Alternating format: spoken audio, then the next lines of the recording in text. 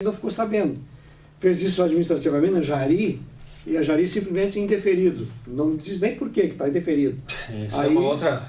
entramos na justiça agora para, inclusive, provando que a correspondência não chegou às mãos da pessoa interessada.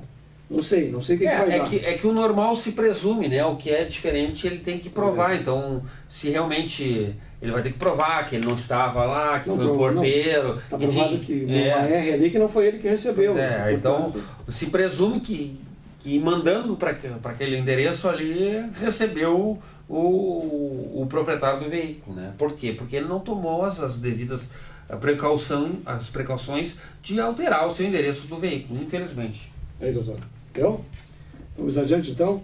Eu acho que nosso tempo lá... Então, intervalo? Eu estou com um auxiliar hoje aí no intervalo no tempo. Muito obrigado. Comunicando Direito. Apoio Cultural JHS Advogados. Dr. Jairo Hamilton dos Santos. Avenida Assis Brasil, 6.203, Sala 204. Telefone 33 44 45 25. Asticom, Dr. Aloísio Martins e Doutora Ângela da Silva. Avenida Assis Brasil, 6.203, Sala 303. Telefone 33 40 59 20.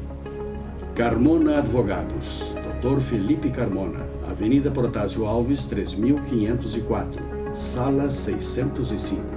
Telefone 33 34 25 75. Baterias Líder, distribuidor exclusivo para o Rio Grande do Sul da Cedelco Freedom. Avenida Assis Brasil, 5.984. Telefone 3364 3131.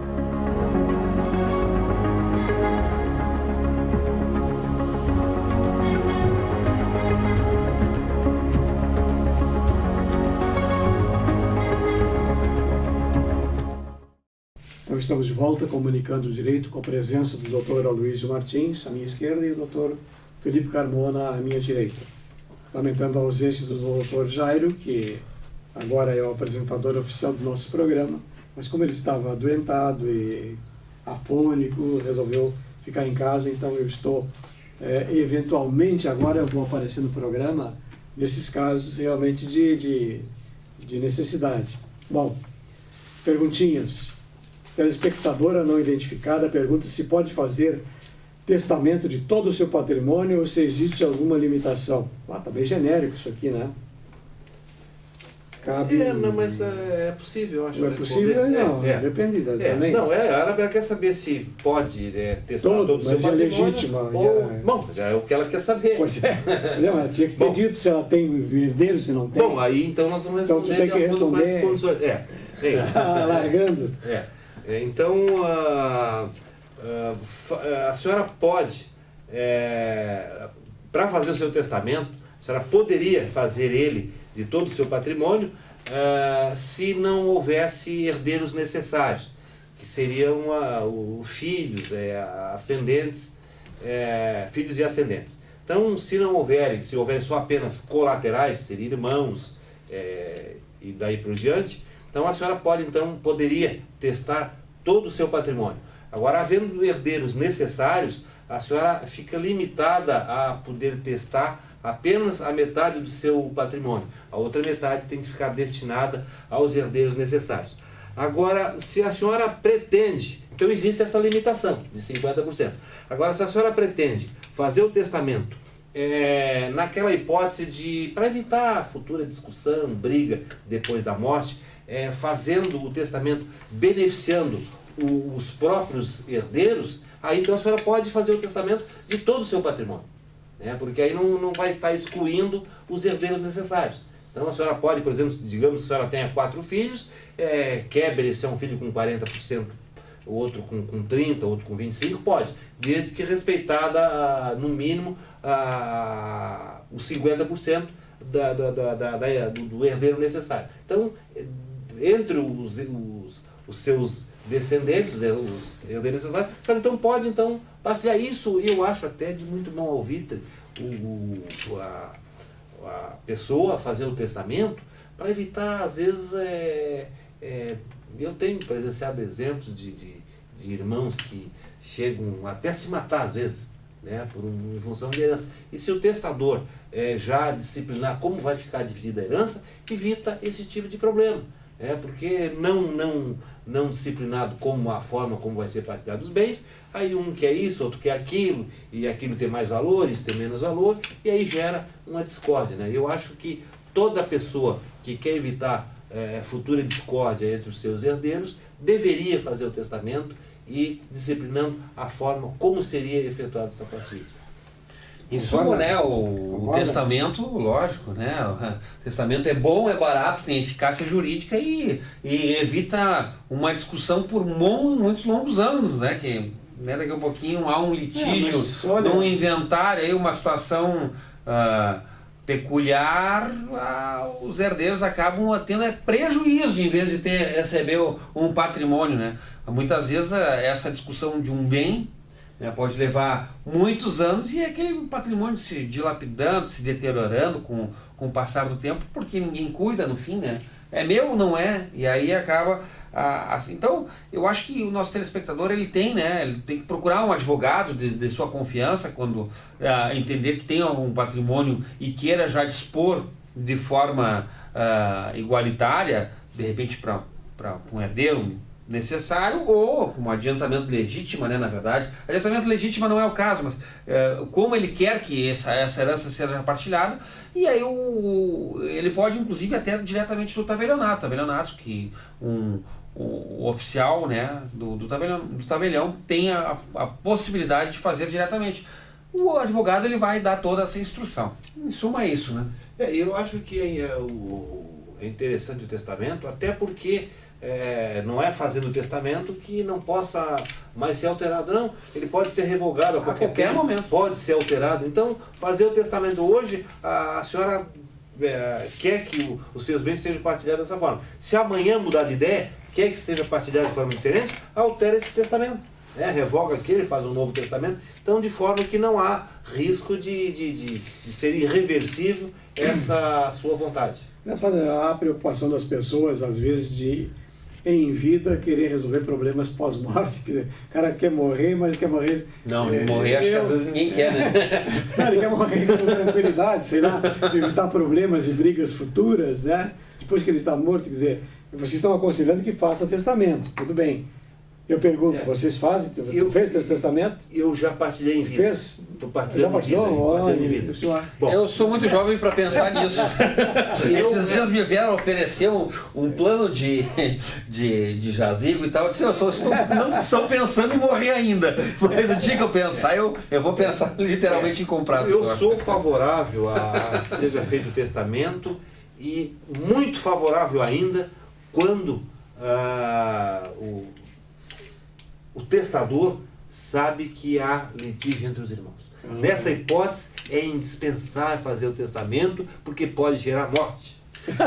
Pode gerar morte dos herdeiros. Não, e até tem uma situação peculiar, até de repente, por exemplo, a pessoa que vem falecer tinha os bens anteriores, né? Os bens anteriores antes do casamento, e aí tem um filho lá, daqui a um pouquinho, ou um filho de um outro casamento, daqui a um pouquinho, dá um litígio entre os filhos, né, e a nova esposa, justamente por isso, porque não houve uma disposição antes em vida do falecido, né? Eu acho que é importantíssimo e é baratíssimo, olha, assim, é irrisório o valor para se fazer um testamento.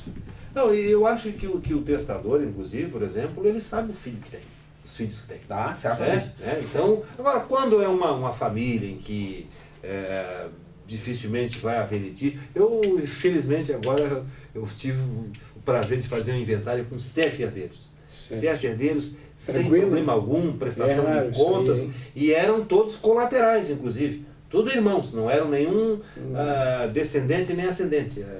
A falecida era solteira, não tinha filhos, e os bens dela foram partilhados para 7 irmãos. Um deles assumiu a inventariança, já tinha sido nomeado curador, porque ela, antes de falecer, tinha ficado incapacitada para os atos da vida civil, apresentou a prestação de contas, todo mundo olhou, partilhou o dinheiro. Eu nunca tinha visto isso. Realmente, o que eu ia falar, acontece até nas boas famílias, né? E quando envolve dinheiro, às vezes a pessoa perde a cabeça. Não, eu acho que quando se trata de herança, quando mexe em dinheiro, a coisa é complicada. Eu felizmente, tive exemplo na família que estão lá brigando por causa de um imóvel. 7 filhos brigando por um pedaço do imóvel. Eu felizmente, os meus pais deixaram um imóvel para 8, 9 pessoas, que esse imóvel, a minha falecida mãe, que hoje está lá num bom lugar, eu tenho certeza disso, sem consultar os demais herdeiros, doou para um dos filhos e depois comunicou. E ninguém criou problema e todo mundo ficou satisfeito. Isso também não é fácil, né? Não é comum, né? Vamos a outra pergunta? Não é comum filhos dessa natureza. Claro. Vamos adiante? Outra perguntinha, doutor Carmona. Tive um caso com uma pessoa há 5 anos atrás. E desse relacionamento nasceu uma filha. O pai registrou a criança e, desde o nascimento, paga a pensão. Porém, nunca moramos juntos. Tenho medo de que ele pare de pagar a pensão, pois ele tem família e outros filhos. O que posso fazer para garantir?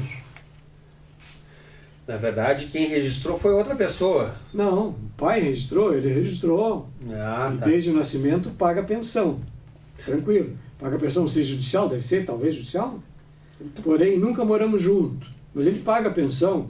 Agora, essa pensão não sei se paga em decorrência de uma ação judicial ou ele paga espontaneamente. É irrelevante se é judicial ou não. A obrigação alimentar pois é. Se não pagar espontaneamente, paga sob vara, como diz. Tem medo que ele pare de pagar. Bom, aí então seria o caso. Mas aí se tivesse já uma sentença, seria uma execução. Se não, eu estou com ação de alimentos. Ação de alimentos.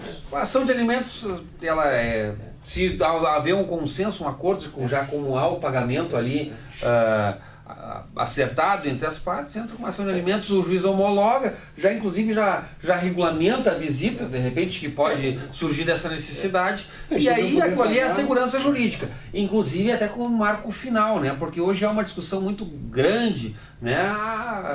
Se tem que pagar depois dos 18, até os 24, pode-se já nesta ação de alimentos já decidir. Já estamos falando em marco inicial e o marco final. E o marco inicial dos alimentos? Bom, o marco inicial é a partir, até da concepção, né? Porque, antes do nascimento, né? Porque a mãe, ela realmente pode necessitar alguns elementos ou subsídios para a manutenção da própria gestação dela. Não, eu digo o marco inicial a partir de quando eles são devidos. Sim, ele já pode entrar com ação na gravidez. A partir do que é uma discussão jurídica muito... se é voltada à citação, ao juizamento da ação, ou do deferimento dos alimentos, do despacho que deferiu os alimentos. Essa é uma discussão grande, assim, e eu acho que a mais aceitável, até vamos discutir isso, mas é da citação do réu, né, do quem tem o dever de alimentar. Embora haja discordância, até porque quando há esquivando-se do pagamento, né, não recebe a citação, o juiz já deferiu os alimentos provisionais, né, há uma discussão jurídica, às vezes leva 5, 6 meses para ser citado, mas realmente eu acho que ninguém pode ser obrigado, né, a cumprir a lei, senão em virtude da lei. Aí, nesse caso, na virtude da lei, ele não pode, inclusive, ser preso, né, mesmo que já tenha passado os 3 meses, que é o artigo 732 do CPC, né, que determina a prisão civil daquele que deixa de pagar a pensão, sem antes ter sido citado. Eu acho que o processo legal eu entendo que é da fixação pelo juiz. Digamos que ele fique um ano se escondendo da opção de justiça, só vai pagar depois de um ano? Claro. Não, eu acho que no momento que o juiz fixou, a partir dali existiu a lei. É uma possibilidade, mas pense que sejam uns alimentos provisionais fixados, né, de forma desigual ou não equânime com a possibilidade dessa pessoa que tem o dever, e haja uma má fé daquela pessoa que está botando endereço. Lógico que quem entra com a ação tem presumo que essa questão da citação, ela antigamente realmente não havia muita discussão, era sempre a contar da citação. É que a jurisprudência vem se modernizando. Exatamente.